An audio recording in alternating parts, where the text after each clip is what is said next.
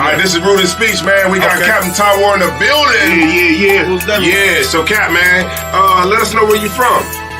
Yeah, I appreciate y'all having me, man, on Rooted Speech, man. I'll break it down right quick, don't forget it. One West in my brain, one West in my heart, one West when I finish, one West when I start. Big shine, big glow.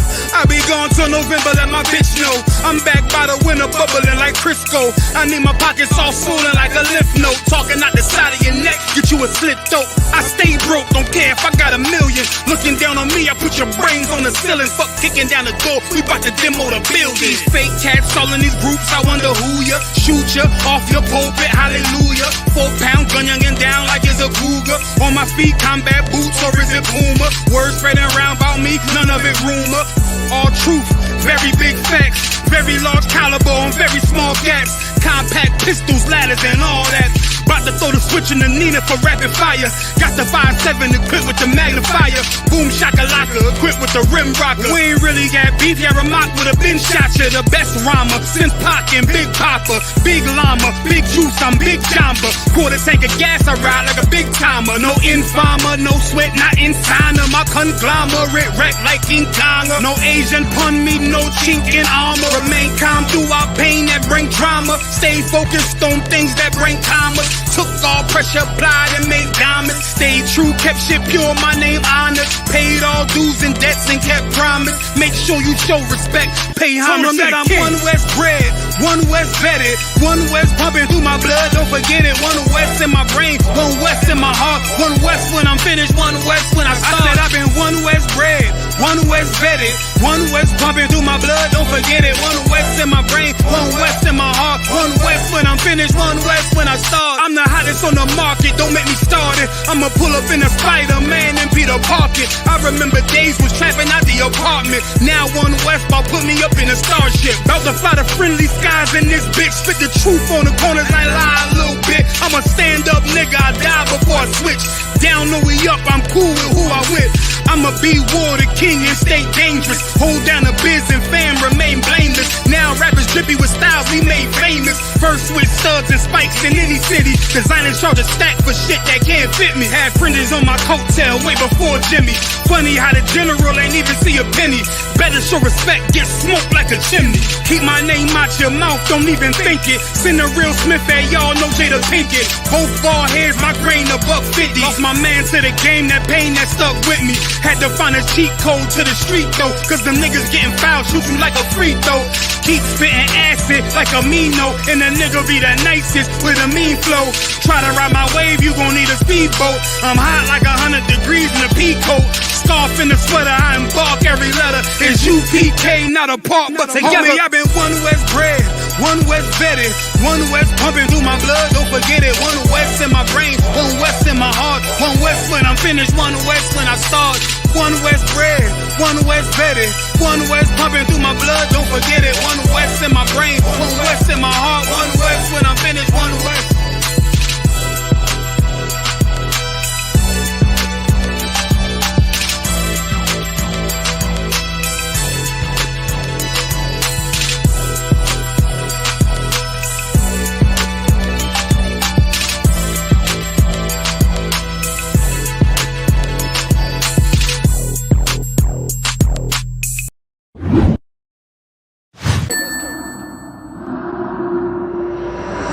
One Westboro. Right.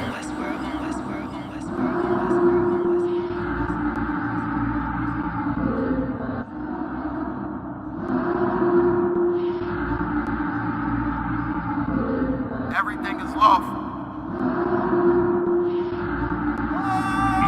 Westworld. The pressure on. I remember bringing nothing home. Make it little just to make it known. Steady, ready, better watch your tone. When I was 5'7", I was breaking bone. 5'7", now I want the chrome. 9/11, I was in my zone. Lose the argument or lose your dome. Keep cool, ain't no running up. Damn, now I'm coming up. They coming to kiss me, you dumb or what? You drawing, you done enough. They told me don't rush it, just wait my time. Paying attention, I see the signs. Coming right to me like Amazon. No time for distractions, I'm on the grind. Little shorty, your ticket, she know she fine. Got a couple of so never mind. They throwing the shade cause they know I shine. Reason I'm going in overtime. You stuck in your ways, you keep fantasizing. I just go get it, don't think about it. Don't make it an issue, it ain't a problem. Not too much talking, just organizing. One Westworld, no way around it. heavy, so you know I'm grounded. Too sturdy, I'm well-rounded. Tunnel vision, I don't see a challenge. Get a minute, I'm killing it. Case closed, I don't need a gavel. No, you hate it, don't even matter. New pay, still the same time. People might, but just never forget that I do not. Always have that fresh in your mind. That I feel absolutely nothing for your pain and your problem. Because I know that all of your pain and problems are a test to make you stronger. I live in a world where we coincide. If you're not ready to stay inside, you drowning away, you gonna ride. You stick to the end, you get glorified. Seeing if you're gonna step up into Westworld, you're gonna run you stick to the end, you get glorified. Let's make it official, I'm one of them.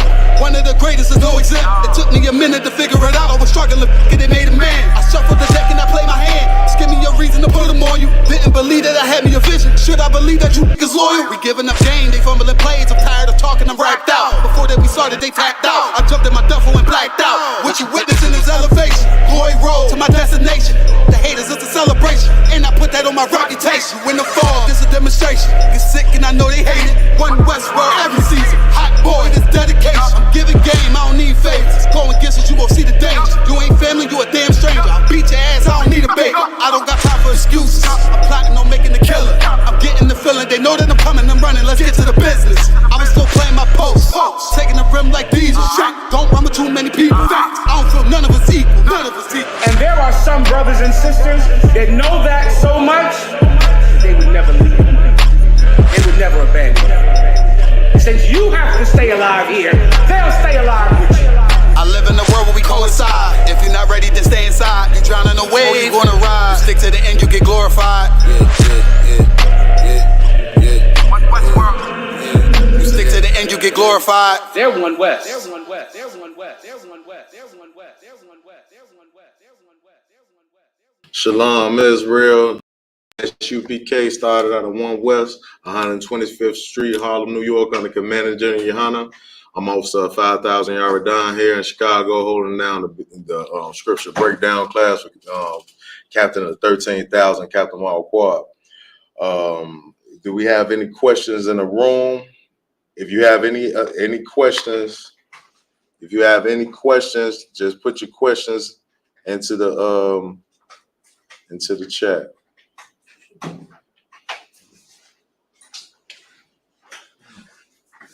What's going on, Fred? No, because I do can go on the sweet page. Okay. Shalom, Lord Christ. Sir.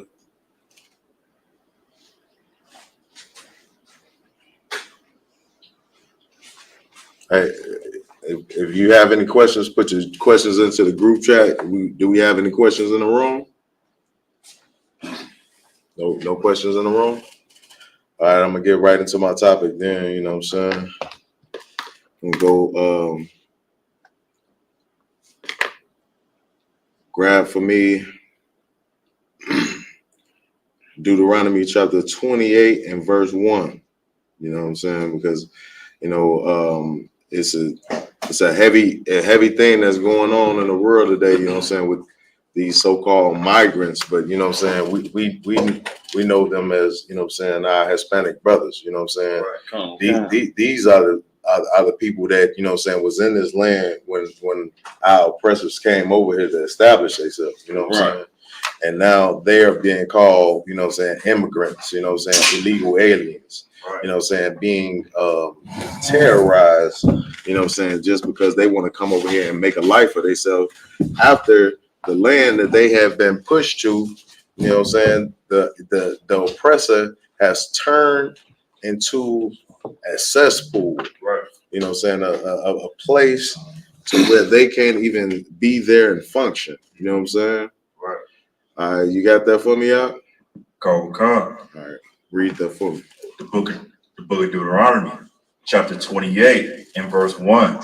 And it shall come to pass, if thou shalt hearken diligently unto the voice of the Lord thy God, to observe and to do all his commandments, which I command thee this day, that the Lord thy God will set thee on high above all the nations of the earth. Above what? Above all nations of the earth. Above all nations on the earth. You know what I'm saying? This is the promise that the Most High gave to blacks, Hispanics, and Native Indians right here. Right. You know what I'm saying? If we should hearken to his voice, you know what I'm saying? That all these nations shall be under us. You know what I'm saying? We should rule over them. Read. Verse 2. And all these blessings shall come on thee and overtake thee, if thou shalt hearken unto the voice of the Lord thy God. And if thou shalt hearken to the voice of the Lord, all these blessings will happen to us. You know what I'm saying? We will be the rulers of this earth. You know what I'm saying? And if blacks, Hispanics, and Native Indians was to follow these laws, statutes, and commandments written in this Bible, that's what we can achieve right here in America. Right. You know what I'm saying? You know, we don't have to, you know what I'm saying? We can achieve, you know what I'm saying, running the face of this earth. You know what I'm saying? If we come to the laws, statutes, commandments of the Most High. But I want you to drop down to verse 15. And if anybody, you know what I'm saying, you know, have anything, any question pops up, you know what I'm saying, just let me know and we'll get to that ASAP. And y'all brothers chime in when y'all feel free, all right? Come, sir. This is the book of Deuteronomy, chapter 28 and verse 15. But it shall come to pass, if thou wilt not hearken unto the voice of the Lord thy God. But if we shall not hearken to the voice of the Lord, if we should not hear the Most High when he's you know, giving us these laws, statutes, and commandments, how we should conduct ourselves, how we should live our life, our culture. Read. To observe, to do all his commandments. To do all of his commandments. And if you know anything about the scriptures, man, the scriptures say the Lord's commandments is not grievous. You know what I'm saying? These things that the Most High have given us, you know what I'm saying, our dietary laws, you know what I'm saying, how we should conduct ourselves with our people, how we should conduct ourselves with other people.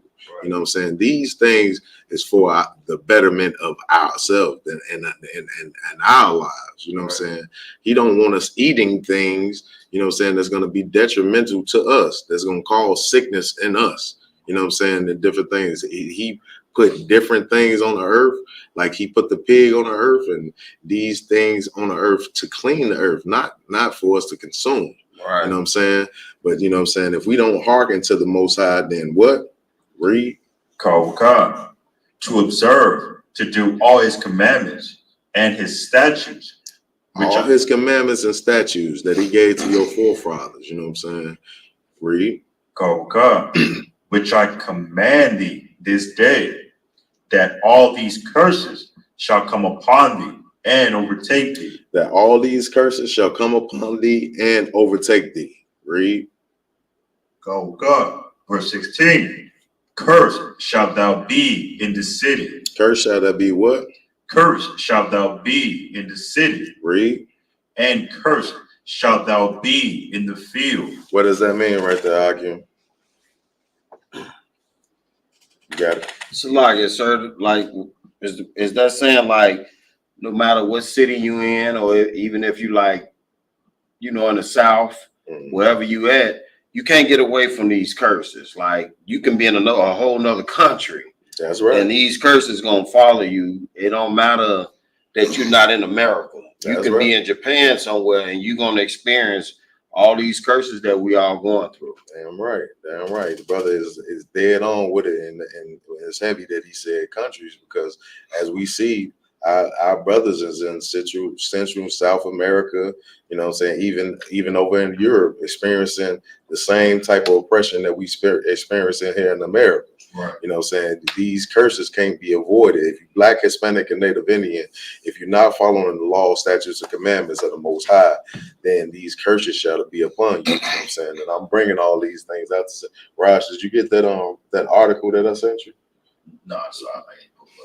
You ain't see the article and send it to you again.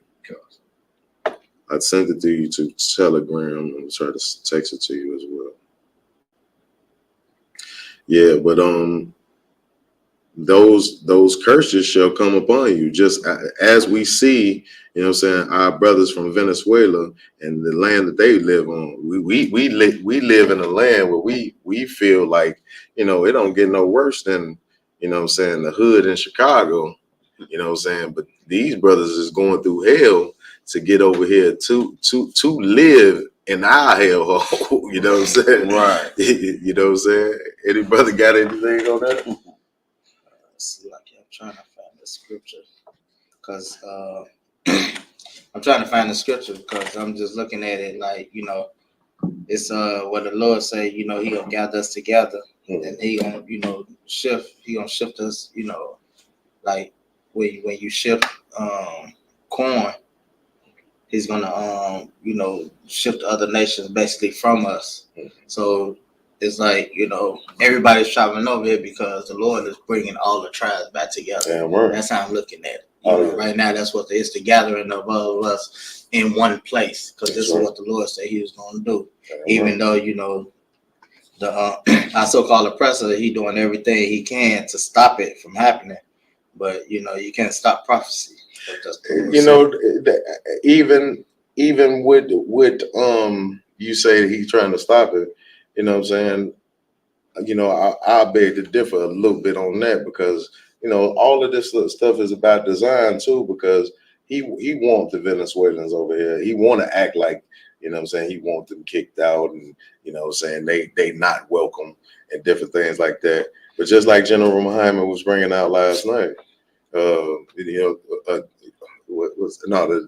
night before last, he was bringing out the night before last that, you know, it's a ton of oppressors that want the Venezuelan men and women here. You know what I'm saying? They want all the people that, you know what I'm saying, that have these factories and stuff that deal with the fruit and vegetable, you know what I'm saying? They want these migrants here. You know what I'm saying? They want them to work these fields for a little bit of nothing. You know what I'm saying? They know what type of people that they are, which did you receive here? Yeah, so we're going to play a video later on in the class where it shows, you know what I'm saying, the type of people the Venezuelans is. You know what I'm saying? And the oppressor wants these people over here to serve him, but what he don't realize is that when he do bring them over here, that gives us the opportunity to come together as a nation, like the scripture says. You know what I'm saying? Right. Which is like all they plans is backfiring in their face. You know what I'm saying? But you got the scripture that you wanted to bring? Okay. All right. So you got a priest. Yeah, if I may just make a small point real quick. You got a priest. Salakia, if I could, it's so heavy about what you're bringing out right now, sir, because, you know, you hear scriptures about us being the 12 tribes and all of that, but, you know, a lot of people don't really know that blacks and Hispanics is one family. Right. Like they think about it a little bit, but they can't really dig to the root like we do in the UPK. And it's so heavy, like we've been saying that the 12 tribes, the 12 lost tribes is blacks, Hispanics, and natives. And the Lord supposed to bring us together. And now, over the last, year or so, you've been seeing all these immigrants. Well, no, it's been more than a year. You've been seeing immigrants just flooding into America and flooding into cities like New York and Chicago. And you see the Lord trying to bring us together. That's right. So it's like heavy to actually witness it. Damn you know right. Damn right. Get it, brother. You damn right about that, man. It's like it's amazing to see. Like I said, like Esau has a plan. You know what I'm saying, that he has going on. You know what I'm saying, trying to bring the migrants over here. But the Most High has his own agenda. You know what I'm saying, to where he bringing the tribes together. You know what I'm saying. Esau is so wicked that he's pinning us against each other. You know what I'm saying? He's doing that by design, you know what I'm saying, dumping them into, you know what I'm saying, the black neighborhoods and pumping all of this propaganda about, you know what I'm saying, how, you know what I'm saying, you know, yeah, we got to give so much provisions for these people. You know what I'm saying? We gotta take away, you know what I'm saying, schools and stuff for these kids to provide a place for these people to live. Right. You know what I'm saying? If you look at America in its totality, America is is 60% unoccupied. Right. You know what I'm saying? It is not like he can't find. Esau couldn't find a place, you know what I'm saying, where they can, you know what I'm saying, be there and thrive. Even in Chicago, we have so much space and different things that nothing is there, nothing is moving, nothing is happening there. You know what I'm saying? They even talking about, you know, the Sox moving to an open field. You know what I'm saying? Like, how big is the Sox stadium? You know what I'm saying? But they gonna move them somewhere closer to the South Loop. You have all of this space, you know what I'm saying, for all of these things to garner money, but you can't provide a space for people in which you destroyed the land that they running from. Right. You know what I'm saying? Right. You got it, Bree. No, I just want to say what you were saying was so heavy because they going back and forth, Mayor Brandon Johnson and Governor Pritzker. Right. And Brandon Johnson kind of called them out and said, well, it's not just Chicago where we can build shelters. Mm-hmm. You the governor of this whole state of Illinois. It's plenty of room. Right. And he, of course, you know, the oppressor being who he is, he quickly diverted from that and tried to turn it to something else. Right. And like you was just saying, they trying to make us think that they spending all this money every day. That's why we don't got this and we don't got that. When we've been dealing with this before our brothers and sisters even got here. Right. And they just using it, you know what I'm saying? And I don't know, sir, it's like it, but our people, it's like you waking somebody up and they just want to go back to sleep. No, what it is you gotta see the propaganda though coming through the walls. Right. You know what I'm saying? Our people been just, you know what I'm saying, been sheep for so long to our oppressors that they can't hear it coming from, you know what I'm saying, these crazy guys on the street. You know what I'm saying? They ain't even trying to hear that. They want to hear it from a source where they feel like, you know what I'm saying, there's a valid source. Right. You know what I'm saying, that they've been under so long that what he's saying, it got to be right. You know what I'm saying? This got to be what's going on. They pumping it on the news. Every day on the news, you see something about what's going on with the migrants. You know what I'm saying? Go ahead. Yes, like it, sir. But see, this is the problem that I'm seeing. Okay, New York and Chicago, they put their foot in their mouth because they call themselves to be the quote unquote standard for the migrants, the safe haven. So now it's time for you to step up. Now you don't know what to do. Now you want to act like you don't know what to do. Right. Now nobody has no money. Now nobody, because it's like, you know, you asking for something, but you never thought you'd get it. But when you get it, now it's like, oh, it's such a surprise. Now I don't know what to do with it. Now I don't know how to, do what I need to do in order to, to maintain. Right. Yeah. But see, that's what's going to be so heavy about. Hey, you got the article, pull that article up and start to read that article, because it's another part to all of this. You know what I'm saying? To weave everything together. You know what I'm saying? Because, like I said, Esau, he has a plan for all of this that's going on. You know what I'm saying? It's not going on by happenstance. He don't want, us as the so-called Black Americans and to feel like, like we should, join up with the Venezuelan brothers. He wants that division there, but he also is trying to set another agenda and plan. You know what I'm saying? And all of what I'm saying is in the scriptures. You know what I'm saying? And it's just part of his wickedness. You know what I'm saying? If we can drop down, take over for Raj, Car and Deuteronomy, drop down to verse 54. Come on, sir. This is the book of Deuteronomy, chapter 28 and verse 54. Now remember, in verse 15, it says that all of these curses shall come upon thee. So from verse 15, you know what I'm saying, to 54, it's just a number of curses that they rattling off. You know what I'm saying, that would happen to Blacks, Hispanics, and Native Indians if they do not follow the law, statutes, and commandments of the Most High. And this is one of them. Read. Come on, the book of Deuteronomy, chapter 28 and verse 54. So that the man that is tender among you and very delicate, his eye shall be evil towards his brother. His eye shall be evil towards who? His brother. His brother. His eye shall be evil towards his brother. You know what I'm saying? We don't even recognize, you know what I'm saying, who is our enemies and who are our brothers. You know what I'm saying? And that's part of these curses that we're dealing with for not following the laws, statutes, and commandments of the Most High. You know what I'm saying? We don't even know that the Venezuelan brothers are our brothers. You know what I'm saying? The Hispanic brothers are our brothers. Puerto Ricans, you know what I'm saying? Mexicans, you know what I'm saying? Haitians. All of these brothers are our brothers, but we don't even recognize it. And our eyes shall be evil towards all of them. You know what I'm saying? But Raj, start that article for me. Chicago migrants from Venezuela, Ukraine refugee receive very different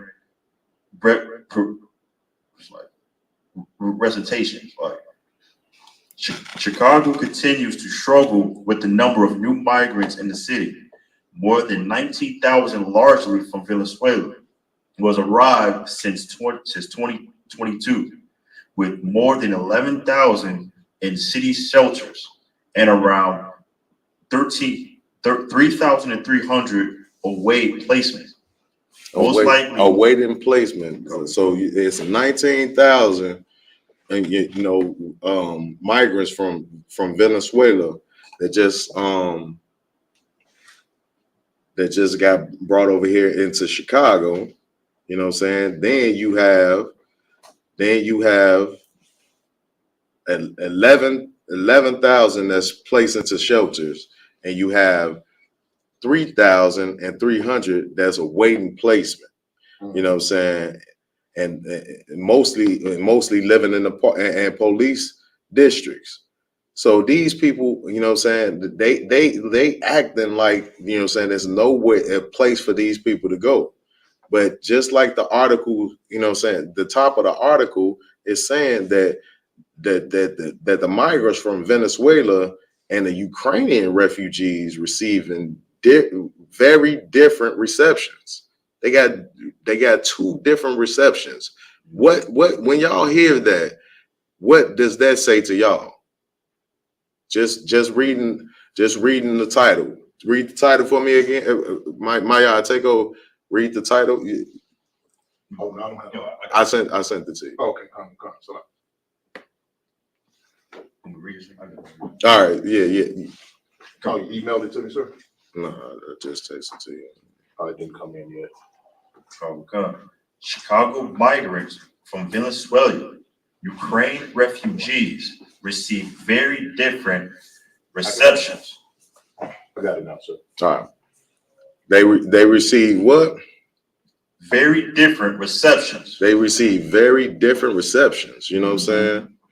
What does that what does that mean? What is that saying? You got it, Bree. All right, Comic-Con, sir.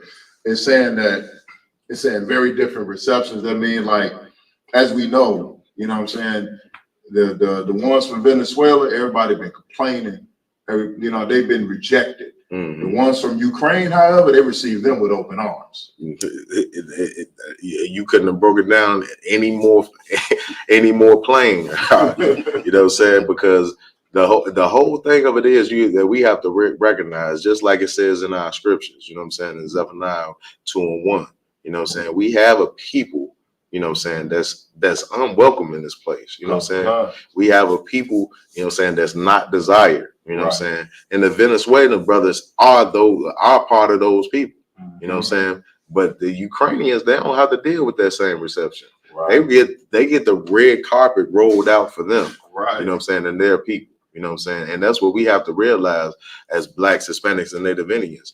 Over in this land, you know what I'm saying, under this oppressor, we are going to experience, you know what I'm saying, oppression in all different type of forms of fashion. Right. And we have to look toward the people that's being oppressed like we have been oppressed. And understand that those people are our brothers. You know what I'm saying? And we need to come together, just like the scripture says. But you got it, Mike? Come, God. Chicago continues to struggle with the number of new migrants in the city. More than 19,000, largely from Venezuela, have arrived since 2022, with more than 11,000 in city shelters and around 3,300 await placement, mostly living in police districts. Read. But the city has also welcomed more than 30,000 refugees from Ukraine since Russia's invasion in 2022. Wait, hold on. You say what? But the city has also welcomed more than 30,000 refugees from Ukraine since Russia's invasion in 2022. Now, I ain't, you know what I'm saying, a mathematician. Right. You know what I'm saying? Or nothing like that. Uh-huh. But could y'all break that down for me? I was just saying, like, ain't 30,000 a lot more than 19,000? Last time I checked, sir. Just having a hard time just understanding, like, you know what I'm saying, why there ain't been no fuss about what's going on with the Ukrainians. You know what I'm saying? It's just a smooth transition. You know what I'm saying? But this is what you know it was supposed to be. But read. The Ukrainian flag, the two groups have received very different receptions. The Ukrainian flag and other signs of support are still visible in Chicago neighborhoods 21 months after the Russian invasion of Ukraine. What does that sound like to you? You know what that sound like to me? Is when somebody fly into, you know what I'm saying, a city, right? Okay. And then when they fly into that city, as soon as they exit that plane, they have people standing outside that plane. Hey, warrior! They got the little Hawaiian flowers on their head. What's going on, boy? You want a drink? It's like they won the Super Bowl or something. They come out from having the parade. They got flag. They flags are still up to this day. You know what I'm saying? That type of welcome. You know what I'm saying? When you got my brothers coming from Venezuela having to climb under razor wires. Right. So, like, sir, if I can give another statistic. Go ahead, Bruce. Nearly 90,000 Afghan refugees have arrived in the United States since mid-2021 through Operation Allies Welcome. 90,000 since 2021. How many times have they put like, you know, the struggle that they have in placing all of these people? None. On the news? None, sir. If the scriptures don't come, could we go to the scriptures? Somebody got to just grab Zephaniah 2:1 for me, please. So, could the scriptures come more to life? You know what I'm saying? Than what we experience in here. You know what I'm saying? Right now, to this day, and what we don't realize as Blacks, Hispanics, and Native Indians, because you know we get to a space to where we not the low man on the totem pole. Right. We got somebody, you know what I'm saying, that we feel like is under us, you know what I'm saying, or beneath us. You know what I'm saying? When we recognize, you know what I'm saying, on a regular basis that we on the bottom of every society across this metropolis, right? But you know what I'm saying, when we see somebody they got a little rougher than us, we just kick them while they down. Like we ain't got no time or no energy to put into you. We got our own struggle. Right. You know what I'm saying? Right. How selfish is that? How you know what I'm saying, vicious is that? Right. When you can understand from a person's standpoint of being on the bottom. Right. You know what I'm saying? Did you feel, do you want that same, you know what I'm saying, energy towards you when you the low man on the totem pole? Because it's bound to happen again. Right. You know what I'm saying? It's bound for you to be the low man again. You know what I'm saying? In this society. You know what I'm saying? Because like I said, this is all divisiveness, you know what I'm saying, of our oppressor. So he's going to continue to shift. Just like at a point, you know what I'm saying, like I know a lot of people when I was coming up, you know, like, oh, Mexican brothers, they feel like they white. Right. They hate them like they hate us. Mm-hmm. You know what I'm saying? Mm-hmm. Am I? If I'm the only one that experienced it, y'all let me know. Lie, sir. You know what I'm saying? Same thing with, you know what I'm saying, tons of our brothers. You know what I'm saying? We look and we turn our nose up at other brothers that's going through the same oppression that we going through or worse. But go ahead.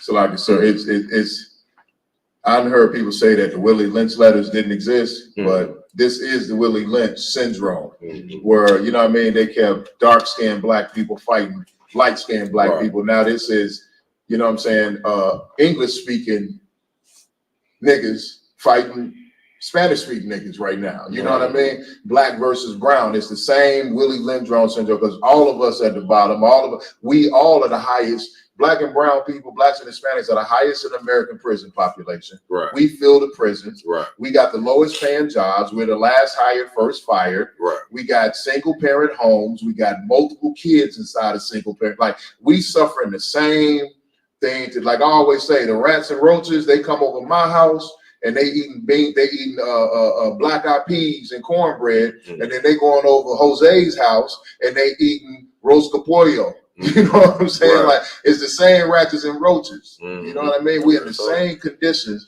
But I've been hearing black people, because of the nature of my job, saying, well, you know what? At least Trump kept the borders closed. Like, they about to go out and vote for Trump because, you know, Trump gave you money. We all know Trump gave us money. But I'm literally hearing people I know that go out and vote, talking about, well, you know, you say one thing about Trump, you know, the two things he did do, he gave us money and he kept the borders closed. At least he kept the borders closed. Right. And another prime example of when, you know what I'm saying, we see a people that we know that gets oppressed just like we get oppressed. You know what I'm saying? Treated like dogs, been thrown in cages, you know what I'm saying, on the borders, you know what I'm saying, that you know what I'm saying, being separated from their kids, you know what I'm saying? We see that and we have no compassion for it. Right. You know what I'm saying? Because, you know, we got to focus on our own stroke. Right. You know what I'm saying? When it all boils down to this, we got to look at things like this. Everybody in every category, and if you're Black, Hispanic, or Native Indian, have brothers that we can say thrive. You know what I'm saying? They got their own little situations that looks like, man, that's progression. You know, Michael Jordan, he's, you know, Jay-Z, they billionaire status. You know what I'm saying? But them one-offs, you know what I'm saying? When is Blacks, Hispanics, and Native Indians going to understand, in order for us to have any kind of progression or power, that we can't have just one-offs, one here, one there, because at any given point, you know what I'm saying, the oppressor can crush that one. You know what I'm saying? But if we come together as a whole body, you know what I'm saying, and we start to weave these winds together, then that's the only way that we can come out of this oppression. Damn right, sir. You know what I'm saying? Damn right. But see, things like this article, you know what I'm saying, which I'm going to let you get back into the article, you know what I'm saying? If somebody got that Zephaniah scripture, sir. Oh, I got it too, sir. All right, you let them read. Okay. This is the book of Zephaniah, chapter 2 and verse 1. Gather yourselves together. Yea, gather together. O nation, not desire. Oh, what? O nation, not desire. Oh, nation, not desired.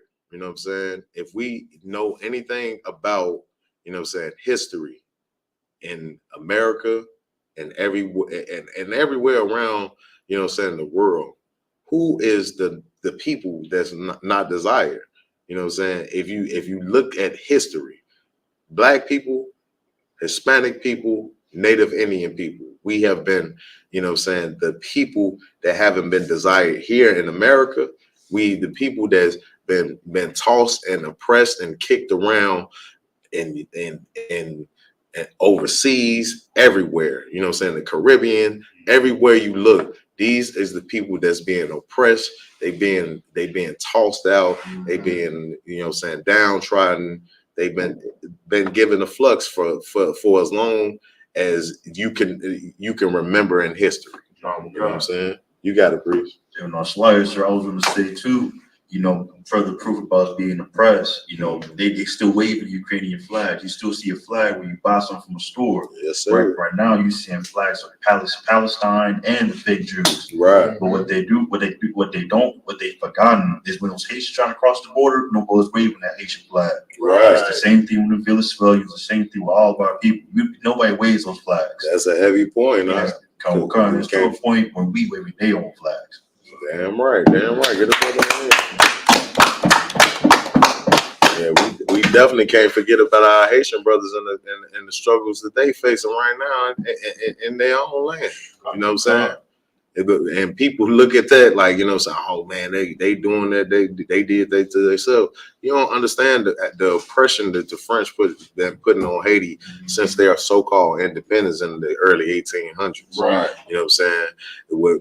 When they ran them French up out of there, when they thought they was independent, and then they came back to their borders with those warships and let them know, if you don't pay these taxes, then y'all got all hell to pay. Come. You know what I'm saying? And that put them in a position to never be able to thrive.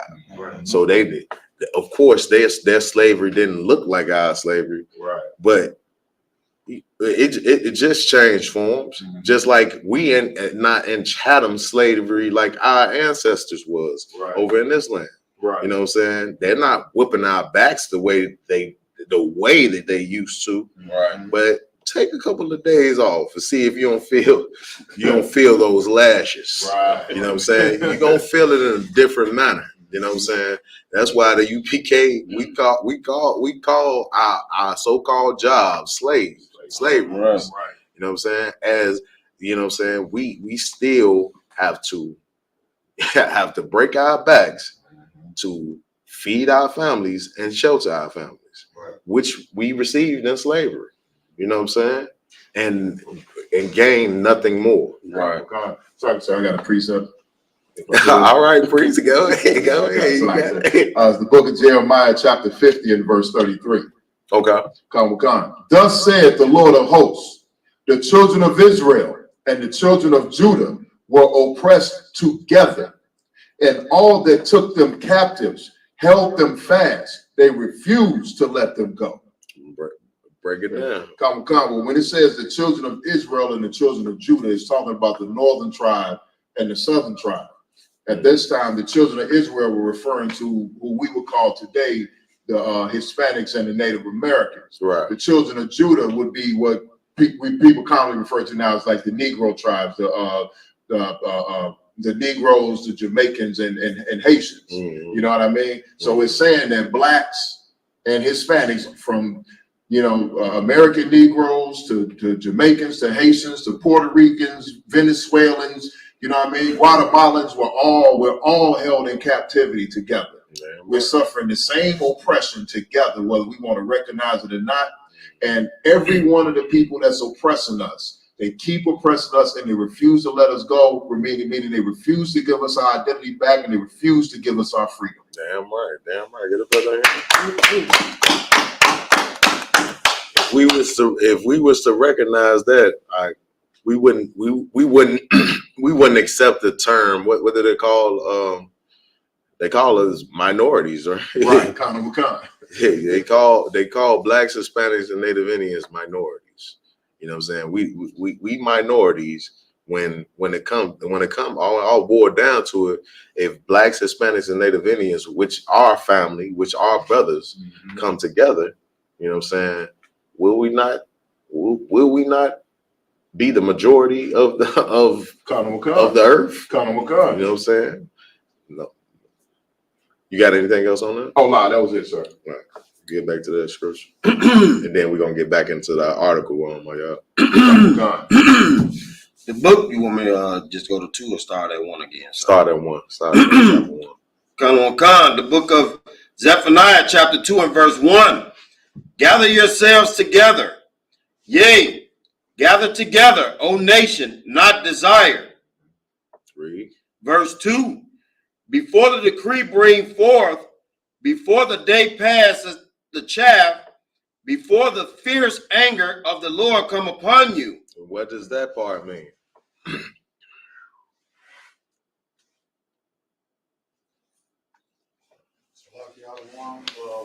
Mike, grab the mic. I ain't gonna be able to hear you.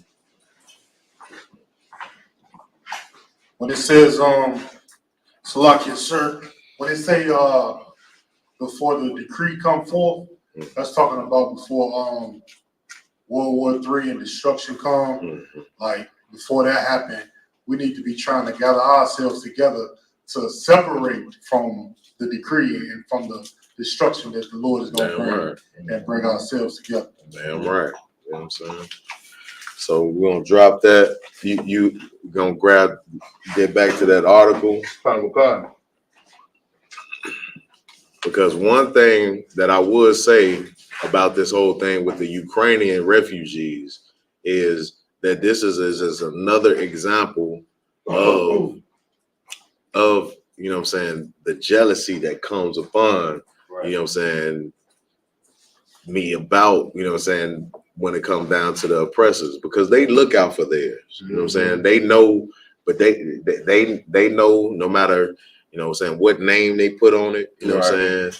You know, whether it's, you know what I'm saying, they saying that this is so-called Israeli state, this is so-called, you know what I'm saying, you know, Ukrainian state. They know essentially that these are their people. You know what I'm saying? Even the refugees and stuff from Afghanistan.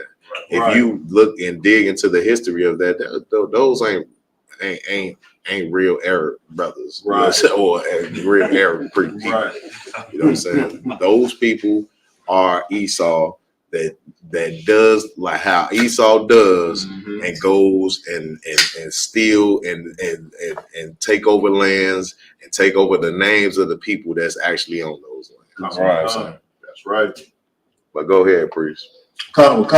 The Ukrainian flag and other signs of support are visible and still visible in Chicago neighborhoods 21 months after the Russian invasion of Ukraine.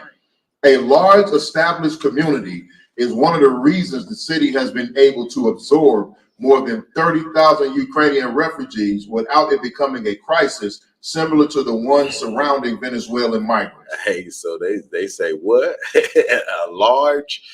A large established community, right? What does that mean? What is it? What? Go ahead, Raj. You got it.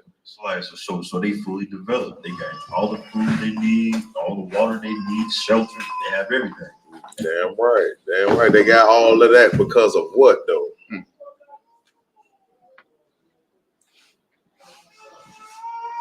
It's like, so they got all that because basically this is how it is in America. If you're not a black, Spanish, Indian, you get treated a different way. Yeah, right. Yeah, right. So they saying that they have, you know what I'm saying, people, they got family, they got friends over here that welcome them in. But you know what I'm saying, to say that, you know what I'm saying, that it's just because of family and friends in an established community. Right. Could you remember in Chicago, you know, where a large Ukrainian population was before this? Go ahead, please. Slightly, sir. They do got this. They got a spot in Chicago near the north side, right off downtown, called the Ukraine Village. Right. So I mean, but 30,000 people in the Ukraine Village. You know what I mean? That's overcrowding that little bitty area. You're right. You know what I mean? It ain't even. I don't think it's even 30,000 Ukrainians over there now before this. But see, what they alluding to something like that happening. But what's really happening is that they have a friend in America. Right. You know what I'm saying? They proved that by putting up flag. Where is the Venezuelans? Where is they flags at? You know what I'm saying? For them taking them in. Where are they flags at? You know what I'm saying? They don't have the same reception. As we read more and more of this article, we're going to see more and more of the disgustingness of how, you know what I'm saying, they treat our people and averse to their people. But read. Khan, quote, they have relatives over here. They have family over here. They have friends over here, said Frank Sandoval of the Illinois Venezuelan Alliance. Sandoval said, with the exception of a few restaurants, the Venezuelan community in Chicago is small and not nearly enough to absorb more than 19,000 migrants who have arrived in the past year. Quote, that's not what happens with Venezuelans. And some of the Venezuelans are already here and not settled enough to absorb their friends too. In addition, Ukrainian refugees arrived with a status granted by the federal government. By who? With a status granted by the federal government. Why did they get a status granted by the federal government?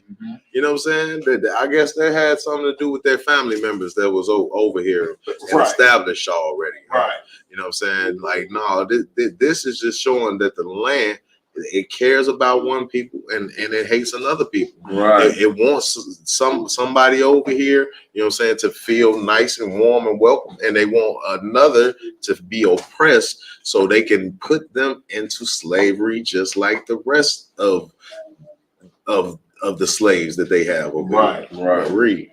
Colin McCann, a status granted by the federal government that made their path easier. That made what? That made their path easier. Made their path easier. You know what I'm saying? Come on, somebody. I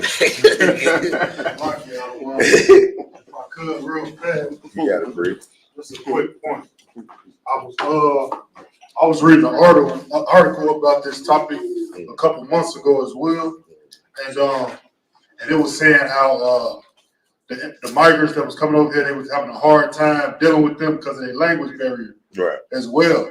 When the Ukrainians, they don't speak English either. No, right? You know, they got a separate language too, right. But they don't have no issues getting interpreters for them. What? But Spanish is like the #2 right. language over here. Right. So what language do they even speak? I don't even know what language do I think they got their own, like it's Ukrainian or something.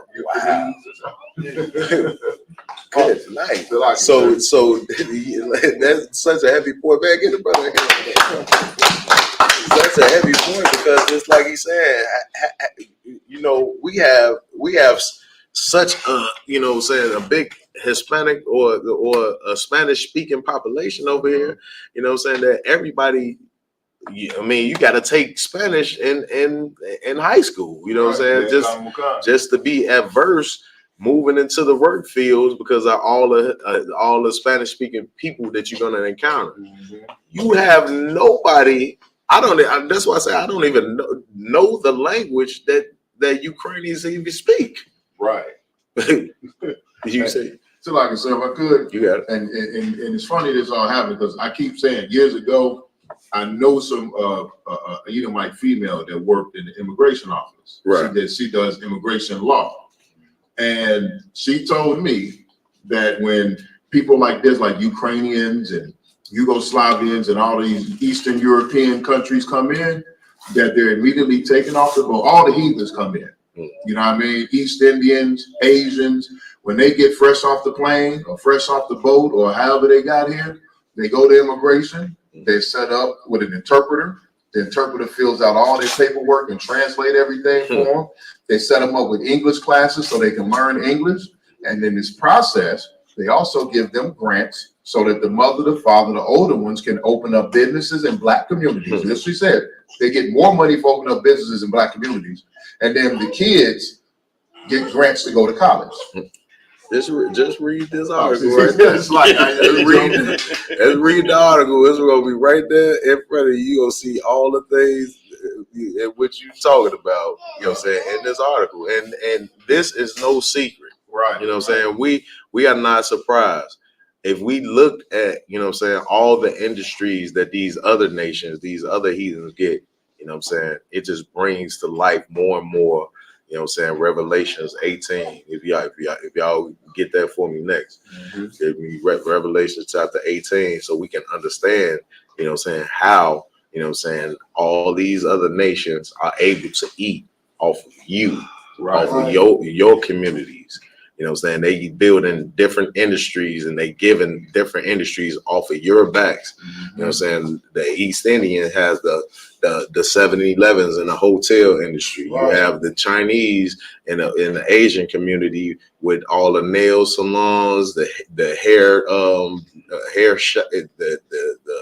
beauty supply stores, and you know what I'm saying, Chinese restaurants and different things of that nature. Then you have the Arabian people with the chicken shops and the liquor stores and different things of that nature. You know what I'm saying? Gas stations. You know what I'm saying? This is all by design. They all come over here. They all get grants and you know what I'm saying, and you know, be able to live tax free for so long and send money back over to their land and their population. You know what I'm saying? It's the same old story over and over again, and then we act like it's a secret that blacks and Hispanics, you know what I'm saying, the Native Indians have such a hard time. Like, why don't you just pull yourself up like by your bootstraps like my people do? You know what I'm saying? And get your own. You know what I'm saying? Get your own industry. How do you get your own industry when you have a nation constantly oppressing you and have you slaving in their industry? Right. You know what I'm saying? But go ahead. In addition, including the government, they got status granted by the federal government that made their path easier, including programs that opened the door to obtain work permits immediately. What? Including programs that opened the door to obtaining work permits immediately. Immediately. At the drop of a dime. That's called rolling out the red carpet. You know what I'm saying? Do you think, you know what I'm saying, the same thing is going to happen to the Venezuelans? Sir. Not at all. Not even close. It's like You got it, Breeze. What I've been, you've been going over and just looking. We looking at the terms that they use, and when it comes to the Ukrainians, the Iraqis, the Venezuelans, the Haitians, they calling our people, they calling them immigrants. Mm-hmm. So, but them calling them immigrants, you have basic restrictions for immigrants. Mm-hmm. But they're calling the Ukrainians and the Iraqis, they call them refugees. Right. So you call them refugees, then they have to get the aid. Right. Yeah. So we gotta look at that's one of the things that I'm noticing the terms that they use, and when they that's why they're not giving they're able to say they can't give the aid and things and stuff like that, because they're saying, okay, well, you're leaving your country because you're voluntarily trying to get over here. Right. Versus, well, they can't go back to their country because it's up under attack. Right. So we have to do something for them. That's heavy. That's heavy what you're saying. That's heavy what you're saying. But this is the part though that they don't want to be let out the bag. Right. Is because the land that they running from may be more dangerous than the land that the Ukrainians. Right. Because you got the cartel over there ruling with an iron fist, using guns received from America. You know what I'm saying? Guns, military style force guns. You know what I'm saying? That now this is what they have to face. You know what I'm saying? With no protection, with no army. Right. Ukrainians have they don't have a Russian style army, but they got an army and they got America as an ally to protect them. These brothers from Venezuela, brothers and sisters and babies, is running from something that they have no protection from. Right. You know what I'm saying? The cartel is running the government, the police force, and all of those things on that. We got a brother that's from there. You know what I'm saying? But go ahead. Quote, the federal government has programs set up for arrivals from Ukraine and Afghanistan. that through local sponsors and federal coordination that allows those communities to get the start they need, said Brandon Lee of the Illinois Coalition for Immigrant and Refugee Rights. The federal government is now allowing protective temporary status for Venezuelans who arrived before August 1st. If approved, migrants can get work permits. If approved. They still got to jump through hoops. They still got to go through this and go through that, you know what I'm saying, just to get a chance to work.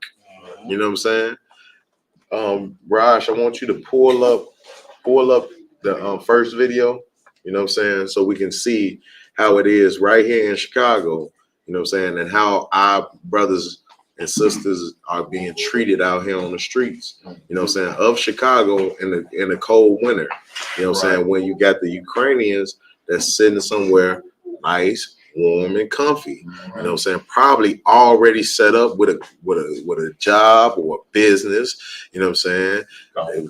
They probably gonna end up being some of y'all bosses in a minute, you know what I'm saying, when it's all said and done, you know what I'm saying, because that's how America works, you know what I'm saying.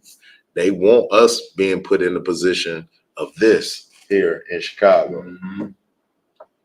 Play that.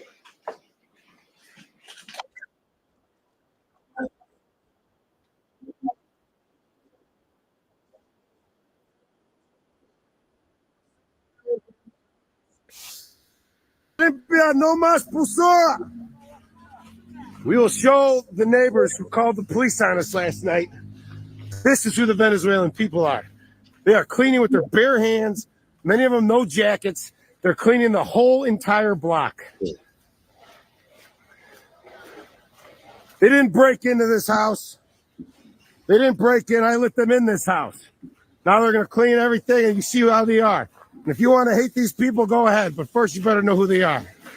If you want to hate these people, go ahead. But first, know who they are. Right. You know what I'm saying? It's a famous quote. It's a famous quote by somebody that I'm thinking about. What, you know what I'm saying? I'm going to see if y'all can figure it out. You know what I'm saying? A person, you know what I'm saying, that, you know what I'm saying, that, you know, that's still being, you know what I'm saying, celebrated to this day. You know what I'm saying? It's a famous quote that describes this right here. You got it, Maya? I can't remember the quote completely, but it's saying you judge a man basically not by their deeds and acts, but the contents of their character. That's a good one, but that's not what I'm looking for. Okay, this person has his own day as well, though, in America. Okay. You know what I'm saying? It's a famous quote. Now I don't know if y'all brothers know. You know, I'm gonna give it to you if y'all can't figure it out for time's sake. You know what I'm saying?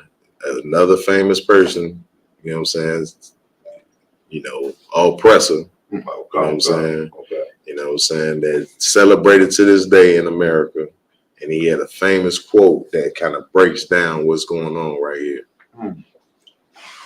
So for time's sake, you know what I'm saying, since the brothers couldn't get it, it's Columbus. Columbus had a famous quote when he came over here to America, and he said that, you know what I'm saying, when he came over here to America, he encountered some people, and they was the most peaceable people, you know what I'm saying, that he ever encountered. God. It's like they were made to be slaves. God. You see in this video what the man said? Look at these people. Yeah. You know what I'm saying? Cleaning up the whole block out here on 79th. You can hate these people, but first know who they are. They trying to show the world, you know what I'm saying, what they want the Venezuelans to be doing. God. It's gonna be, they want them to be good slaves. God. You know what I'm saying? Just like, you know what I'm saying, the indigenous Indian people that Columbus was talking about. You know what I'm saying? We got a Ephraimite up in this joint tonight. You know what I'm saying? That his people is who Columbus was talking about. You know what I'm saying? The indigenous Indians you know what I'm saying? And from the so-called land of Puerto Rico, when he entered that land, he said that they was some of the most peaceful people that he encountered. You know what I'm saying? They were made to be slaves. You know what I'm saying? So like this, sir, if I could, this what's so sad about this video is that he made a statement about they got the police called on. Yeah. Well, everybody in this room from Chicago, we obviously know this is the hood right here. Oh yeah. So what's so sad is that y'all will sit up here and you want to constantly buy into the propaganda of America, that you're gonna get on the phone and call the police on some people, which is your own people that you don't even understand, and they sitting up here cleaning up all the trash that you put out there. You know what I'm saying? Sure. And it's like, where's your heart at? Where's your kindness at for anybody? But when it's one of us, when we think it's just all about us, we screaming all over the place. Oh, they taking this from us, they taking that from us. And we complain about the system all the time, the police brutality, and you call the very people that we complain about on these meetings. Hey, it's heavy you say that. Man, them complaining about them taking schools and different things like that. The school that I went to like 1st through 4th grade has been abandoned over on the west side for the last like 10, 15 years. Yeah, you know what I'm saying? If you know anything about the west side of Chicago and K-Town, it's a school called Melody. It's been there and it's been abandoned for years. They have a ton of schools that they've been closing before, you know what I'm saying, before the Venezuelans came over here. So now you have the nerve to come out of your mouth like the Venezuelan brothers are the issue of why they got to close down a couple of schools or park districts where the kids are just playing basketball there. Right. Like the kids were just playing basketball there and slinging dope and shooting each other. You know what I mean? I hate to say it, but we know it's true. And the thing about it is, our people getting mad talking about, well, it's homeless people here. Like they don't see the setup. It's like anybody with half a brain and half an eye open can see the setup. They didn't do nothing for you in your neighborhood. You got abandoned buildings, you got abandoned schools, you got abandoned warehouses. Now these people come over here, all of a sudden they throwing them in there. You know what I mean?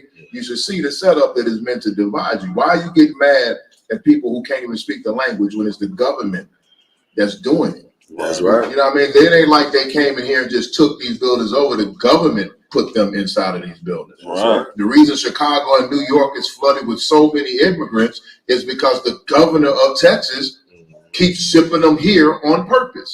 But everybody want to blame the mayor of Chicago, but nobody want to blame the governor of Texas. Yeah. And Texas, they getting ready to just do their own thing. They said they want to be,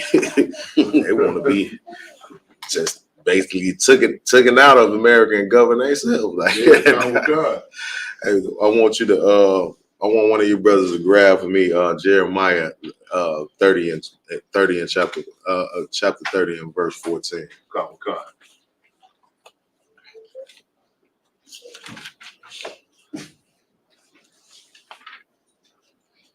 Like that, sir. Get that with you.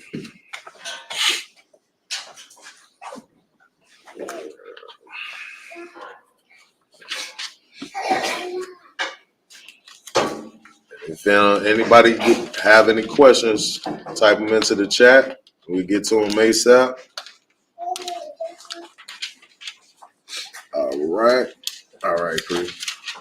Khan, this is the book of Jeremiah, chapter 30 and verse 14. All thy lovers have forgotten thee. All thy lovers have what? Forgotten thee. Read. They seek thee not. Read. For I have wounded thee with the wound of an enemy, with the chastisement of a cruel one. For the multitude of thine iniquity, because thy sins were increased. This is what the Most High is saying to Blacks, Hispanics, and Native Indians right here. You know what I'm saying? This is a continuous from what we was talking about in Deuteronomy. You know what I'm saying? For the sins that Blacks, Hispanics, and Native Indians have experienced, when you as a so-called Black American are reaching out to your oppressors, your oppressors, they can't save you from the punishments that you're gonna have to face in this life. Right. You know what I'm saying? This is coming from the Most High. So you go and look to your lovers who you try to attach yourself to. You try to attach yourself to America and American society. It'd be so disgusting to hear, you know what I'm saying, Blacks, Hispanics, and Native Indians to say, well, us, and we gonna go to war and Right. we gonna do this and they ain't gonna let this happen to us. We Really? got a nice house, boss? We got you right on to it. We sick. We sick. Come on, man. What's going on, Bree? Read. Come, verse 15. Why criest thou for thine affliction? Thy sorrow is incurable for the multitude of thine iniquity. Because thy sins were increased, I have done these things unto thee. Read. Verse 16. Therefore, all they that devour thee shall be devoured, and all thine adversaries, every one of them, shall go into captivity. And they that spoil thee shall be a spoil, and all that prey upon thee will I give for a prey. Now, this is talking about, you know what I'm saying, like what's going to happen to our oppressors. But we got to understand, before we get to the point of the Most High spoiling our oppressors, we have to come back to his law, statutes, and commandments. That's right. And get from up under these curses that he's placed upon us. You know what I'm saying? And in order for us to do that, we're going to have to come together as a society and understand that we have to live by these laws. You know what I'm saying? I want you to drop that out. Grab for me. Let me see. Grab for me Ecclesiasticus chapter 13 and verse 15. Ecclesiasticus. Yes, Ecclesiasticus. Is it 13 and 15? Time.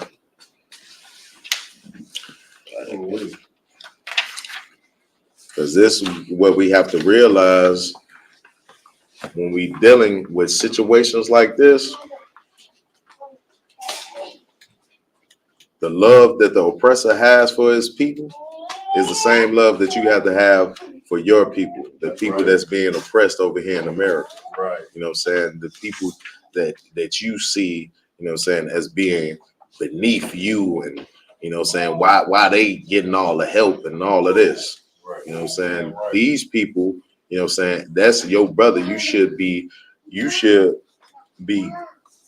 on the helping side of what's going on with your brothers, just like the brothers is in the Isupk. That's right.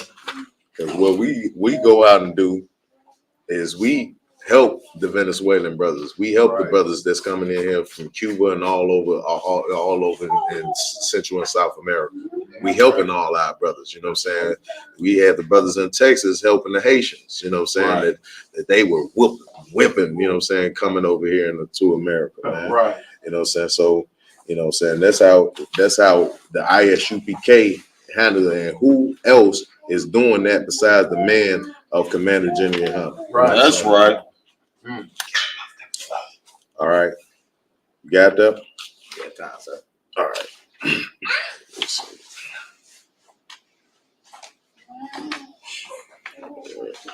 All right. Ecclesiasticus chapter 13, verse 15. I can get it. Come.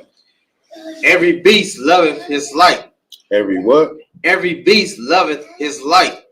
Like even the animals can understand this. You know what I'm saying? But you think the lions is gonna sit back, you know what I'm saying, and let the hyenas attack? You know what I'm saying? one of the people or one of the lines in their pride, it's not gonna happen. You know what I'm saying? They're not gonna sit back and just watch that. You know what I'm saying? They're gonna have compassion, even if the line has ailments. You know what I'm saying? They're gonna have compassion and they're gonna fight up against whatever is coming up against it. Right. But read. And every man loveth his neighbor. And every man loves his what? Neighbor. Oh, that means you love everybody, right? Huh? No. What is that saying right there, Akin? Neighbor in the scriptures is talking about your brother. So it's talking about your brother. Right. You gotta prove. I'm a Christian right now. Like what? Neighbor? That's everybody, right? Love your neighbor. See, love thy neighbor. Even you know what I'm saying? Even your enemy, you got to love them, brother. Come on, brother. You ain't loving your neighbor. You got to prove it.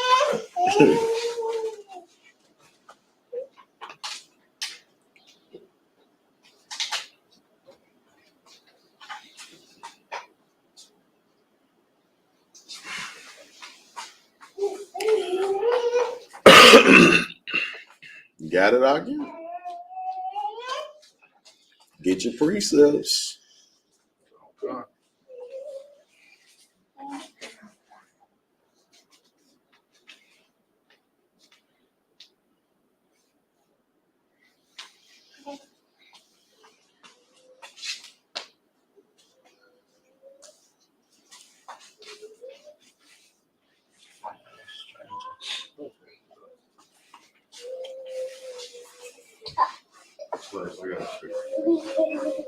Where you going with it?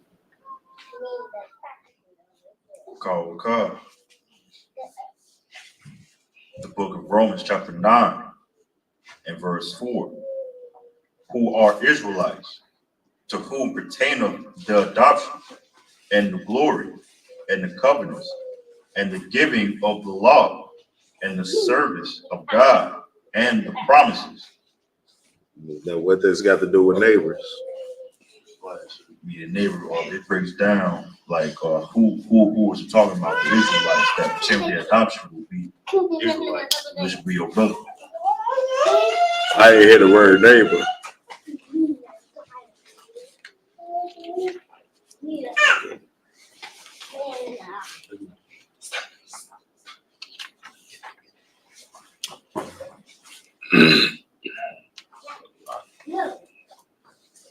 You got to prove it that who your neighbor is. Means you got to love everybody. I live next to a Chinese man. That's my neighbor. I'm supposed to love him, right?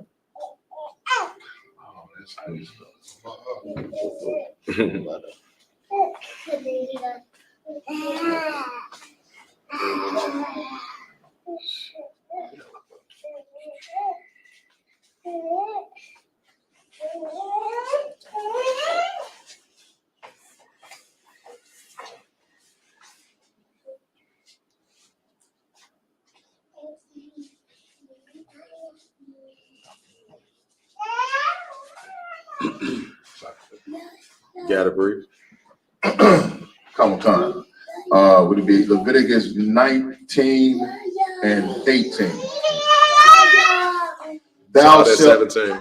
Sorry, sir. Start at 17. Come. It's the book of Leviticus, chapter 19 and verse 17. Thou shalt not hate thy brother in thine heart. Thou shalt not hate who? Thou shalt not hate thy brother in thine heart. Okay, read. Thou shalt thou shalt in any wise rebuke thy neighbor and not suffer sin upon him. Read. Verse 18, thou shalt not avenge nor bear grudge. Start at verse. You gotta go back. Yeah. Started too low.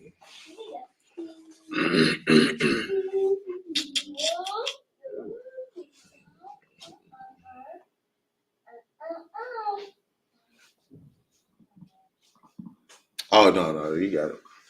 Start back at 17. 17. Khan, the book of Leviticus, chapter 19 and verse 17. Thou shalt not hate thy brother in thine heart.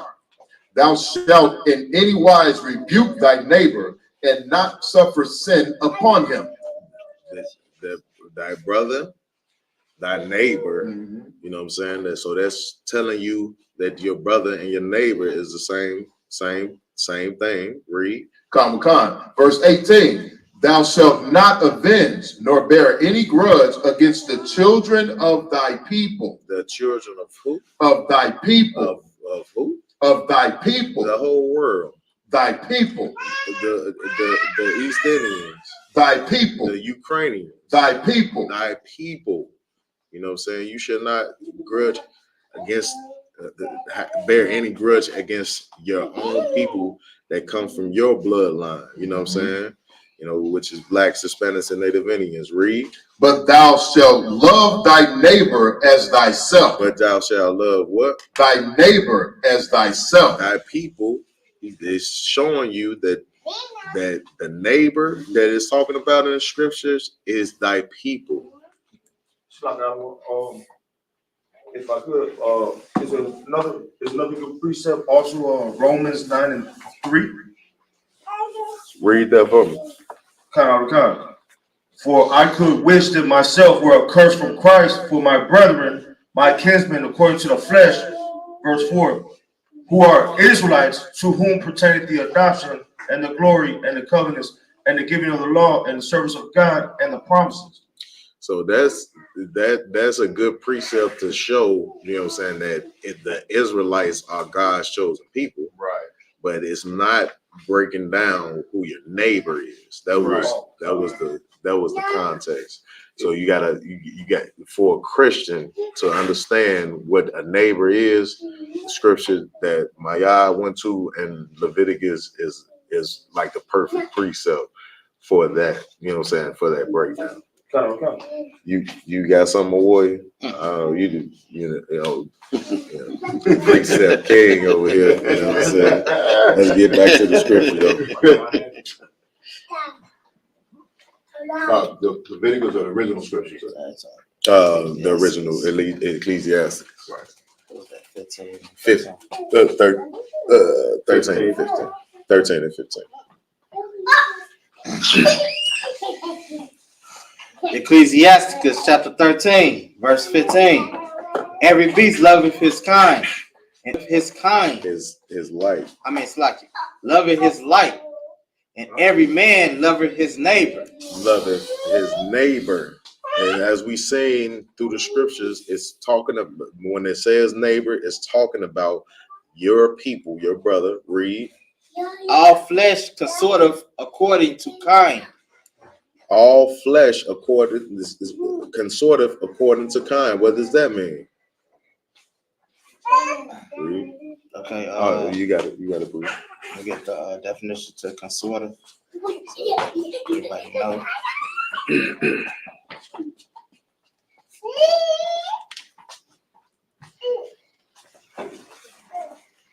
Let's see.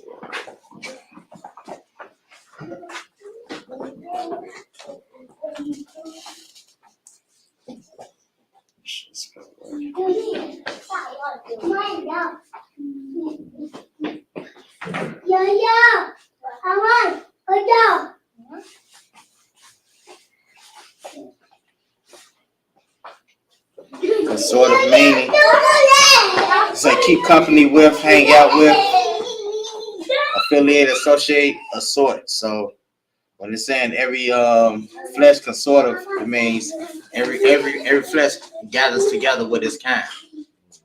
They come together with its own kind. So the lions will be with the lions, you know, black people will be with black people, you know, white people will be white people, Asians will be with the Asians. So that's what it's basically saying. Damn right. Read on. And every man will cleave to his light. Read. What fellowship have the wolf with the lamb? What fellowship does the wolf have with the lamb? That's a question, Akim. What that's a rhetorical question. You know what I'm saying? Right. but go ahead, Bree. I was answer that, and I had a question too. Go ahead, Bree. I would say the only fellowship that they have with each other is for one to devour the other. Damn right. Well, Salaki, if I could, sir, I had a question on the neighbor topic. Yeah, got it.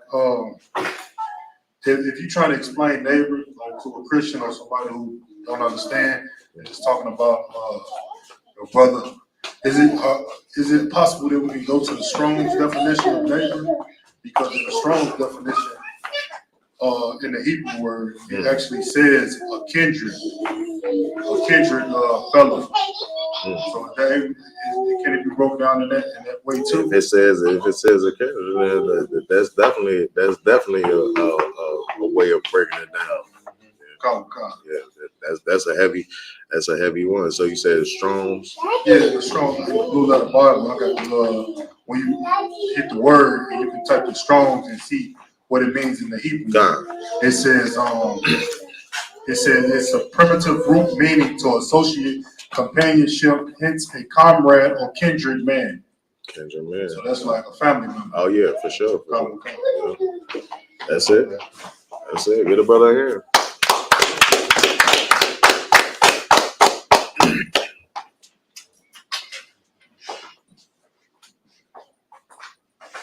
Finish it up. Yeah, you got to agree. So the sinner with the godly. So the same, you know what I'm saying? The same fellowship, the same fellowship that a wolf would have with a lamb is what a sinner would have with the godly. You know what I'm saying? That's the only kind of relationship that they can have, fellowship. It is crazy that they say the word fellowship. Right. Because you know how we feel about that. Fellowship, brother. You don't want to fellowship with you brothers. No, no fellowship. Go ahead, please. What agreement is there between the hyena and the dog? Agreed. And what peace between the rich and the poor? This right here, you have to understand that this is showing you that it is no coexisting, it is no consorting. You know what I'm saying? As we realize what consorting means, and you know what I'm saying, affiliation and tying yourself together with these people, you know what I'm saying? It's not gonna happen. So we can stop wishing and praying that one day that they're gonna love us or show some kind of love and compassion to us, because it's not gonna happen. Right. And we got to look towards our people, and when we see them in the conditions that they're in, and we got to have compassion on our own, you know what I'm saying, and come together. And that's the only way that we're gonna get out of this destruction that we in America. That's right. You know what I'm saying? So with that, I want you to drop that.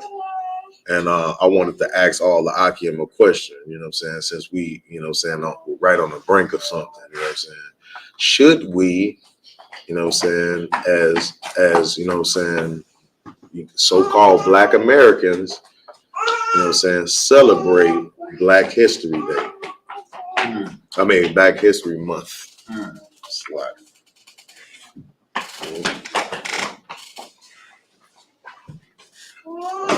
Sir. My opinion is, if we celebrating Black History Month in this country, I think we shouldn't, because Black History Month in this country is really white history. And why would you say that? Because they talk about Martin Luther King, yeah, Martin Luther the King. We supposed to be celebrating all of the oppression we overcame, but we still going through it. Yeah, right. I take that. So that brother says no. That brother says we shouldn't do it. You know what I'm saying? What about the rest of y'all like it? I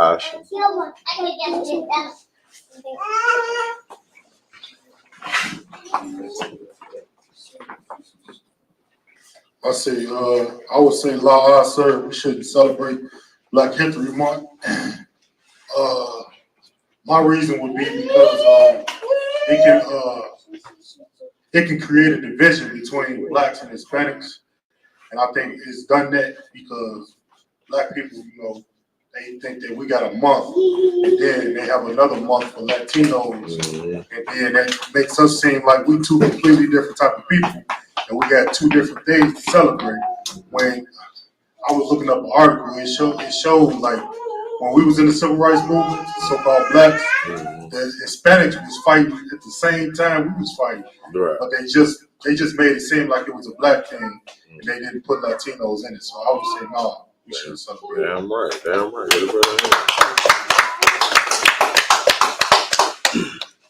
I believe that this is a question that our street team should take to the streets too, you know what I'm saying, as well. You know what I'm saying, coming up, you know what I'm saying, just should blacks and Hispanics celebrate, Black History Month. They have the Indigenous Month now, I believe. Indigenous Month, or Indigenous Day, and they have Azam, is it? You got it. It's like it, sir. I like a little bit different when it comes to it. I believe that is a general to keep actually pushing it, but actually just push the real Black history, teaching the truth about it. Like as far as like just say for instance, like we're in the Isupk, the priests and prophets. Right. Each day we bring out something true about what's going on as far as us. Each day we're putting videos out about the truth about who so-called blacks, Hispanics, and Native Indians are. It's a way to actually still continue to promote, even we just starting out to promote who we are, because if it wasn't for, the brothers, Abba Bivens and the Seven Heads to go and do the, the leg work to find out and pull the Russian icons and things, we wouldn't even have the real true history about who Black history, about Black history is. Right. So if they're gonna quote unquote give us a month to do it, how about not push it in that month? That way we can continue waking up our people and just continue push forward. So that it's not just saying just okay, it's just for Black people, it's for whole Israel to bring us together.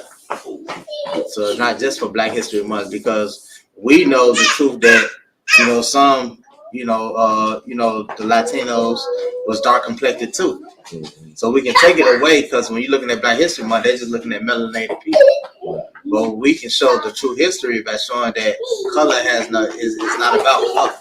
So you're saying we should celebrate that? Right. I'm saying that we should. Okay. That's how, because we use it as to promote real true Black history. Okay. Because we have the truth now of what Black history is, instead of just showing the inventions and things. But that's all basically what they're doing, which I think really still should be something that's pushed, because each year, brothers and sisters and the young, even the ones that's still in school, although, the education system is so jacked up, they're still learning about, brothers and sisters who actually did do inventions that was stolen by white people, but it's coming out, okay, a Black man was the first person to do heart surgery. If we just stop celebrating and stop teaching it, then our history will be lost of the greatness that so-called Black people have done and contributed in this society. Okay. Like I said, I partially agree with Officer Warrior, but Black History Month in itself, I think, we as a people don't need to celebrate that, because we can find our history and our inventions, what we've done. That could be an everyday thing through life. And we know our education system ain't gonna teach us. We need to teach ourselves. But the whole thing about Black History Month is supposed to be to celebrate the accomplishments we've had in this country. And truly, as a people, we haven't accomplished a damn thing. And the main accomplishment that we've been seeking, that the whole so-called civil rights movement was for freedom. There was an equality and freedom movement that turned into a civil rights movement. That's a failure. You know what I mean? So, and we're still celebrating black people being the first person to do this, the first person to do that. Well, it's 2024 and they still talk about the first black person. So we ain't done nothing to celebrate in this country. You know what I mean? So celebrating Black History Month is like, it's a slap in the face. And then it also continues to blind our people because we actually think that we're making headway, that we're accomplishing something here when we ain't accomplished nothing at all.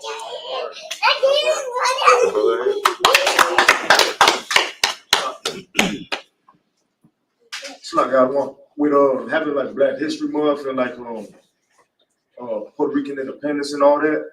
It's like you giving us crumbs that you deem fit for us. And I feel like we should accept that because first off, we gotta keep the high holidays. That's right. That's right. But then when it comes down to some things that we feel deemed fit on behalf of us, let us do it because it's us, not because somebody just says, I'll give you that. You know what I'm saying? We can remember our history. We could always go back into books. We could always go back into use they system, which is Google and research everything. But we don't need your approval to know who the hell we are. You know what I'm saying? So when you giving us a month, you think you're gonna give us something? No, forget what you give me. I'm gonna take it. You got it, bro. Right, so I was gonna say, the son has said it. You know, Black History we already celebrated. Feast of Purim. Yeah, right. Yeah, right. That's what we need to focus on right there. Right? Yeah, right. You got something? I'm gonna let him go ahead. Oh, Slocky, I want, and just to piggyback off what I was saying, it's like you can give us a month, we're still in subjection to you. You could give us a day in Puerto Rico, we're still in subjection to you. We just property. You play with us like we toys, and we're a community of people. Damn right. I feel like I'm insulted by how you play with us like we just some pieces on the chessboard. I'm insulted on behalf of my whole, you know what I'm saying? And you guys accepting it because he said it's okay. I don't care what he's saying. How about we do something just for us? Guess what? We have Puerto Rican independence, and guess what? We still are subject to the United States. We can't do nothing that's just for us. We don't have our own military. We go by what they say. We have nothing that's ours, just genuinely ours. Everything is up to them and what they deem fit, what we could do and what we can't do. That's an insult on Blacks, Hispanics, and Natives from all over. Damn right. Damn right. What? I mean, I'm a little bit in you know, opposite because I'm saying use this, you know, just like we at the prayer, open up the airways, open up the internet, open up the cable access channels. We use these platforms to push the truth. You know, that's how I'm looking at it. When you get these days and the world is focused on it, that's a platform where we can actually, because everybody focused on that right now, we can actually push the truth even more. Although we doing the work, when you have something like that's being really focused, you know, that's why we go to the powwows. That's why we go to the different events and things. It's to push the truth, even though we know it is no you know, no independence or anything like that. That's a chance to, because that group is focused on it. That's a chance to push who you really are as a people. Yeah, but boy, you have to see what the question was, because the question was celebrated. See, the thing of it is like to celebrate something is to, you know what I'm saying, to like you're accepting this what it is. You know what I'm saying? Like what you saying is from a standpoint, we don't celebrate. Do we celebrate the 4th of July? No. We do not celebrate the 4th of July, but we will go out to a 4th of July event and teach the truth about, you know, how our people should not be partaking in the 4th of July events. You get what I'm saying? Right. So that's not celebrating. You know what I'm saying? What Black History Month is a slap in the face. But because that's to say that Black, for the month of February, we're gonna focus in on Black history. Then what's the Indigenous month, Karyash? I don't know. November is Native Indian month. You know what I'm saying? Hispanics, which month they get? Y'all get the Hispanics get June. So what does that mean? Everything else is ours. Like every day is the oppressors. That's what is. So it's a backhand slap to our communities to say like we're gonna take this in. Of course, we go out due to the fact of our people being lost in America. They're gonna celebrate these things. They're gonna have events and different things. We go out and we teach the truth. I'm not disagreeing with that part, but we have to look at things like this as a slap in the face. You know what I'm saying? Because it's no American society, it's no American history if Blacks, Latinos, and Native Indians is not at the forefront. The history that they teach, you know what I'm saying, is to keep this aura on this land. Like it is not a disgusting land that's been stolen from our Native Indian brothers, put our people into slavery. They are putting, you know, with these holidays and celebrations, you know what I'm saying, they are taking away from what the real history is. Right. You get what I'm saying? Right. You know what I'm saying? You look at it like celebrating. You get what I'm saying? That was the question. Do you celebrate these things? Okay. Should we celebrate these? But I don't see, like 4th of July. Right. You actually have feasts. They feasted and they doing different things. So that's a celebration. The month of February, I don't see that happening. I don't see Blacks going out and they cooking and they doing. That's so when you're saying, so when I'm looking at a celebration, I'm looking at a feast being a part of it and it's being made a big thing. It's not necessarily true. Like, I mean, every celebration doesn't have to have food. What? What's celebration then? So like if I could, all around the country, I know this because my father's a Christian pastor. All around the country, every Black church around the country, they celebrate. They get together. They wear kente cloth. They give little Afrocentric speeches. They have lunches and brunches.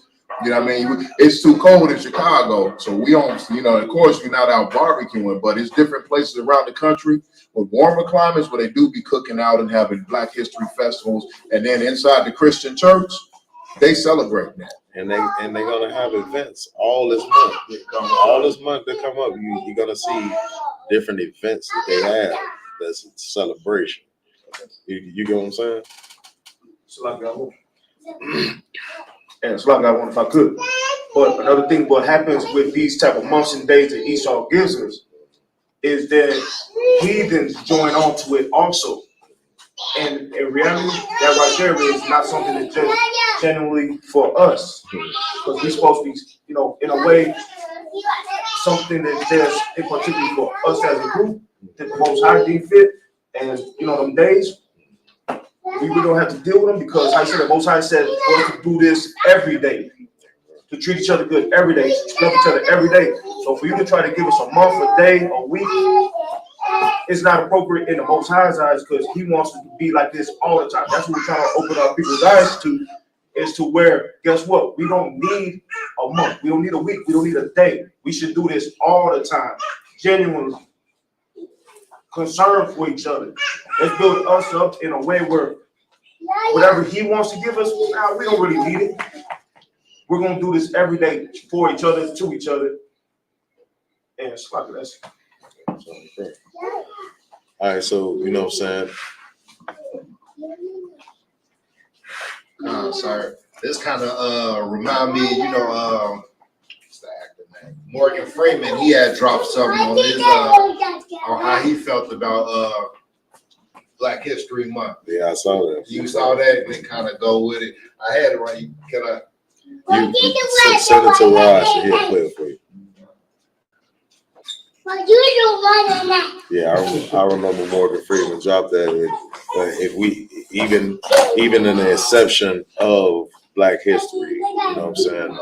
I forget the brother name. It was C. I want to say C. Woodson. You know what I'm saying? He wanted to push. You know what I'm saying? The education of our people, and I'm not against our people educating ourselves on our history and making ourselves, you know what I'm saying, be a part of the story of America, because the only story that they tell in American history about the Black people is from slavery. You know what I'm saying? So we are to push on a daily basis, as we know in our Isupk. We ought to push our history on a daily basis and bring our history to the forefront all year, every year. You know what I'm saying? And that's the vision for our school and our society that we have built. You know what I'm saying? Now we do, just like I said, with the example of 4th of July or any other events that they might have, we would show up to those events to educate our people. You know what I'm saying? We would do that. You know what I'm saying? And there's nothing wrong with us doing that part. But as far as celebrating, we shouldn't accept this, and we shouldn't celebrate. You know what I'm saying? And because the people that, and what we just saying, I don't know if y'all brothers even heard of this, but Jackie Robinson, right? And made a statue or a monument to him. What was it? It was in Kansas. He took the statue down and destroyed it to the point to where you can't even, you know what I'm saying, make it out anymore. You know what I'm saying? Like, this is what they feel about your history, really. And when they give you something like a month of February, a Black History Month, they are just patronizing and making fun of you. Like, they don't really care about it. And that's the reason why they gave you the shortest month in the year. You know what I'm saying? It's all a part of them showing you what you really worth to them. You know what I'm saying? And they patronizing you, just like as we see with Juneteenth. Juneteenth have become a joke. You know what I'm saying? They just like my say, they get together with a black, green, and red, and you have devils sitting up here celebrating Juneteenth and making money off of Juneteenth. You know what I'm saying? And different things of that nature. You know what I'm saying? We shouldn't accept none of their holidays, none of their things that they organize to give to us as a society. You know what I'm saying? It's all garbage. Go ahead. It's like, sir, would this be a precept to what we're talking about right now? Where you at with? Colossians chapter 2 and verse 8. Colossians chapter 2, verse 8.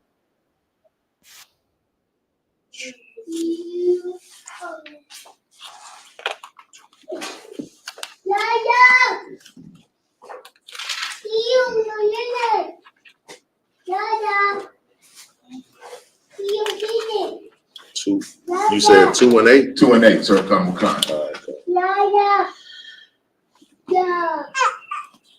All right. I'm not with you.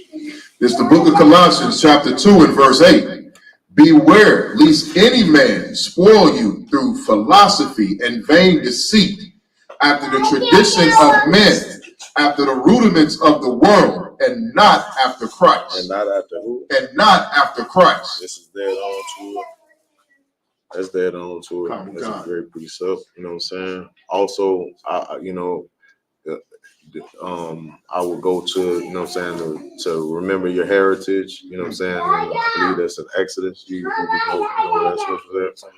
grab that from me. You know what I'm saying? We have to, as Blacks, Hispanics, and Native Indians, we have to remember our heritage.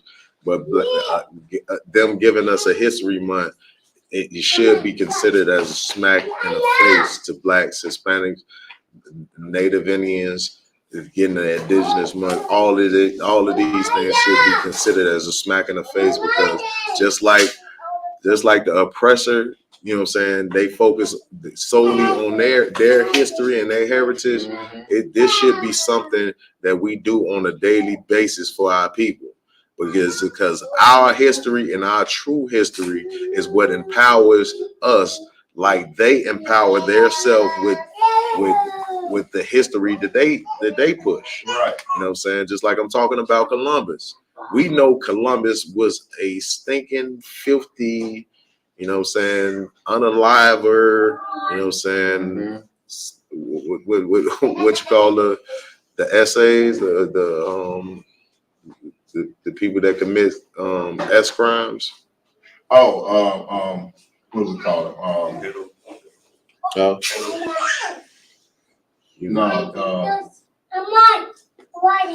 S crimes. Yeah. Offenders. Abusers. Yeah, abusers or deviants.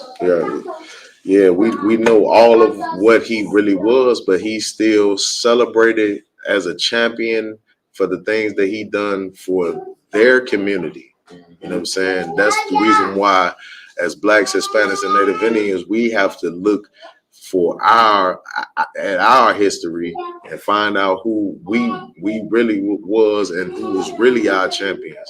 Not the champions that they give us, because they're going to give us champions that they feel like help Americans society, which Martin Luther King did help their society. He did not help our society. He set us back. He said it himself that he joined us into a burning building. He said it out of his own mouth. You know what I'm saying?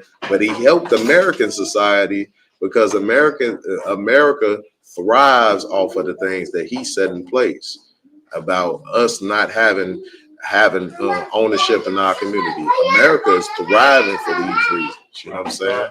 It's good for America, the things that, you know what I'm saying, Martin Luther King done. You know what I'm saying? It's good for America. It's not good for, you know what I'm saying, the Black, Hispanic, and Native Indian community. That's right. You know what I'm saying? You got that scripture for me? I'm gonna need a new precept, man. You know what I'm saying? Precept man losing his job. Just messing with you out. You got something for me out? So I got Deuteronomy 32:7. Not sure if that's read it. I think that's what it is. It's the book of Deuteronomy, chapter 32 and verse 7. Let me get that with you real quick.